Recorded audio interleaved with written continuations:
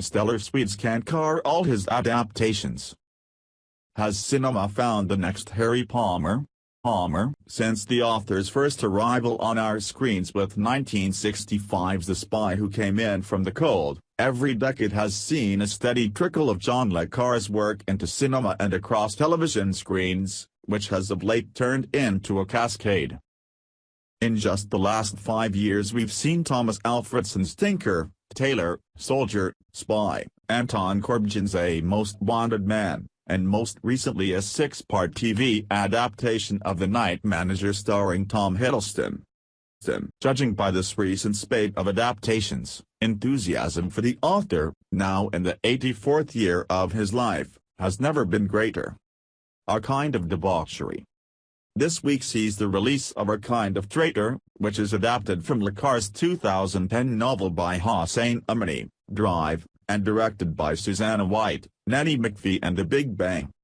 Ewan McGregor plays Perry, a university poetry professor holidaying with his barrister wife, Harris, given far too little to do here, in Marrakesh.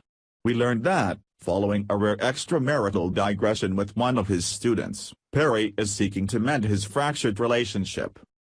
Despite this, the mild-mannered professor is persuaded away from his wife for an evening of debauchery and tennis by intimidating mobster Damian Skarsgård.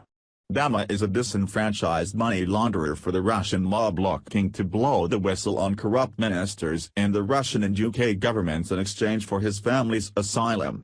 Recognizing Perry as an honorable man, he enlists his help to pass on documents detailing secret money trails to the British Secret Service. Not our kind of Bond.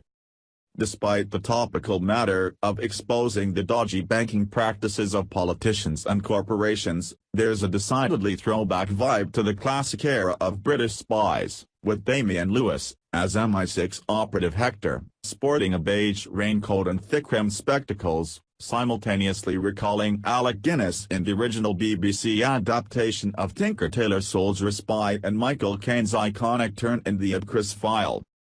Lewis is allowed a strong moment or two as he espouses his character's legal and moral crusade for the discontinuation of laundered blood money flowing through London.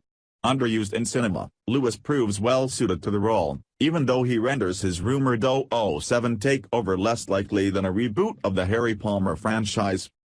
As for the protagonist, what chemistry McGregor lacks with Naomie Harris is made up for by his scenes shared with Skarsgård.